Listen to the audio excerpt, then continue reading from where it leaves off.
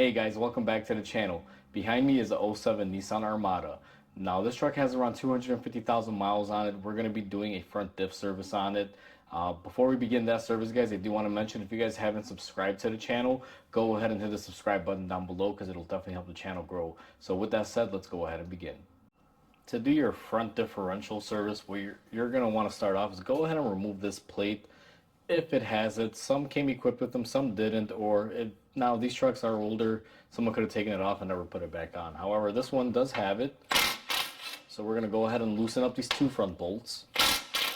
Now here's a trick: you don't have to remove these, you can just loosen them, and then there should be two bolts in the back.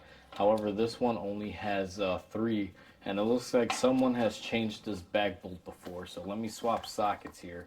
They should be 12 millimeters all the way around, guys, but you know, the older something is, the more switching around of bolts and pieces and things like this happen. So don't be too surprised if, like I said, it's missing or you have a completely different sizing as far as your bolts holding it up. When your front little cover that was here is removed, guys, this is going to be your differential up here, and you are looking towards the driver's side wheel right here, so it's kind of side saddled towards the driver's. Now this one isn't a regular Allen style key. If you guys watched any of my other videos on this truck for the rear differential or the transfer case, you'll notice that we had to use an Allen key socket. This one in particular is just a regular 3/8 square drive. Now your drain bolt is going to be right down here, and your fill bolt is going to be right up here. What I always like to do, just like all the two other cases, I go ahead and I loosen the fill plugs first. So let me go ahead and get in here and go ahead and take off my fill plug. Now the front differentials are usually pretty well covered. You can spray some penetrating oil on these plugs before you remove them. However, I find that usually the front ones don't fight you as bad as the rear or the transfer case.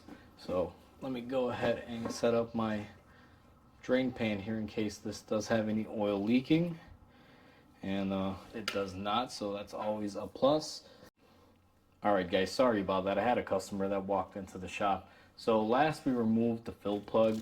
Now what we're going to do is go ahead and remove our drain plug. Now sometimes the drain plug can be very difficult. Now this one does have a little bit of stuff on there, and it was a little hard. I try to control the ratchet on these because you don't want to risk breaking it. So I try to hold it onto here as I do it when I'm trying to remove it, because I don't want it to snap or possibly have any kickback. Let's see if I can get this off here with a shorter ratchet now that it's pretty loose. Now this one, I will warn you guys, be careful. If anything gets you dirty, it will be this one, because this has a tendency to let loose fairly quick here. I'm actually being very cautious myself. Like right there, it's out almost.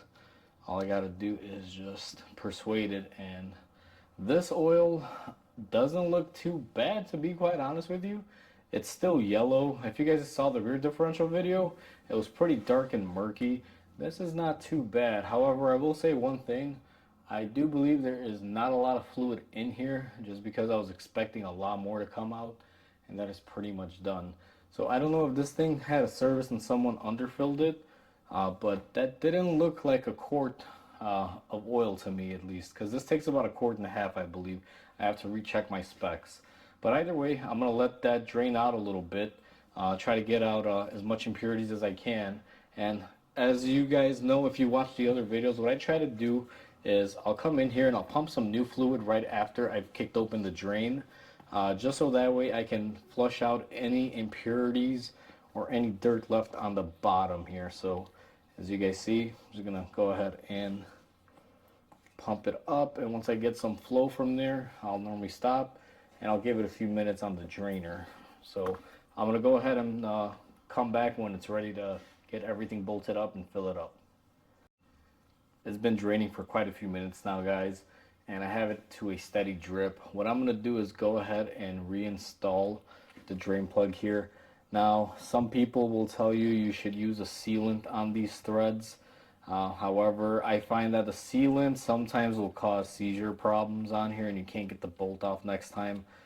So I try not to do that on these.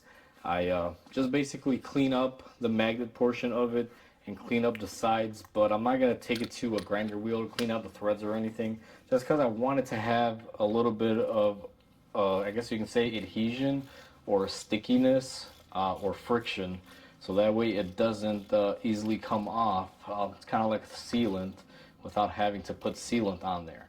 Now, this particular one, guys, make sure you tighten it up, because if you guys notice, if you leave this thing loose, it's aimed straight down, you will burn up your differential, because this will pretty much drain out everything. So go ahead and tighten this up, and if you need to, go ahead and torque it on there. I've been doing this for a few years, and I used to be a Nissan tech back in the day, so I'm very familiar, for wrenching on cars for as long as I have. I can kind of feel when it's at a point where it's nice and tight. So now that that's nice and tight, what we're going to do is go ahead and take our new oil, and we are going to start pumping it up in here. Now I'm using just a regular hand pump style here. These things are a little difficult because you got to hold them in place. As you guys can see, this one is the older one, so this tube is a little rigid. And just go ahead and pump oil up in here. Now there's many methods to doing this as far as filling it up, guys. This is just the one that I use. You can use whatever method you'd like. I'm not saying this one is the best way. This one's actually very slow. So I will warn you guys that, do whatever you want to do. Now, I do apologize for that. My lighting here is running out of battery. Now that we've gone ahead and we plugged up the bottom, we're going to take our pump and we're going to be pumping in some gear oil on here.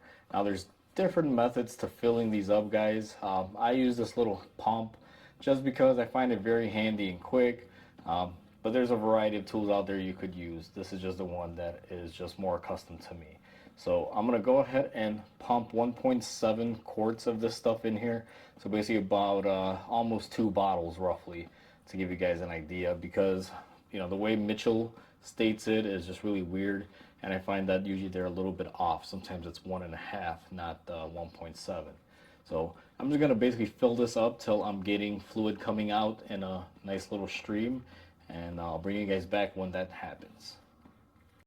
Alright guys, so we went ahead and we pumped it up till it's basically overflowing, and at first it was quite a bit of a stream coming out. Now as you guys can see, it's kind of tapered off, and right there you can see it went to just a drip. Now what I also like to do on these is basically put a finger in here and just kind of see where my oil level is at.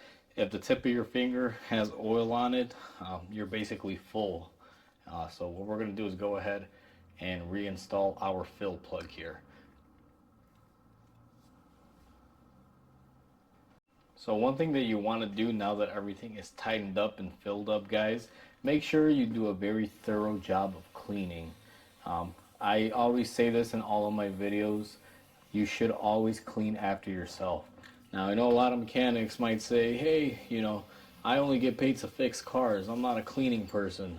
Well, guess what? When you accept a mechanic position and you're getting paid, whether it's hourly or flat rate to do a job, part of that job description or code for that particular job is to also clean up after you do it, in case there's any sort of dirt or spills or anything like that. So always make sure you clean up after yourselves, because it'll save you a lot of headaches if you're a mechanic in the field. If you leave it dirty and the customer thinks it's leaking, they're going to come back and you're going to wind up having to come back just to tell them, sorry, I forgot to clean it. And nobody gets happy at that point. Bosses don't get happy, customers don't get happy, and you yourself as a mechanic won't be happy, because you're going to have to take time out of your day, do something for free that you could have just did while you got paid to do it, and it could only taken you a couple seconds to do so. So always make sure you clean up after yourself. Once you clean it up, what you're going to want to do is go ahead and reinstall your shield. Now let me go ahead and back up the camera here, guys, so you guys can see me reinstalling the shield here. Now this is pretty self-explanatory, but I make it a point to even show you guys quick little snippets of things like this, because a lot of people will forget. It's happened to me where I'll work on something and then I forget to put the undercover back in place. So make sure you always put what came out of the car back into place.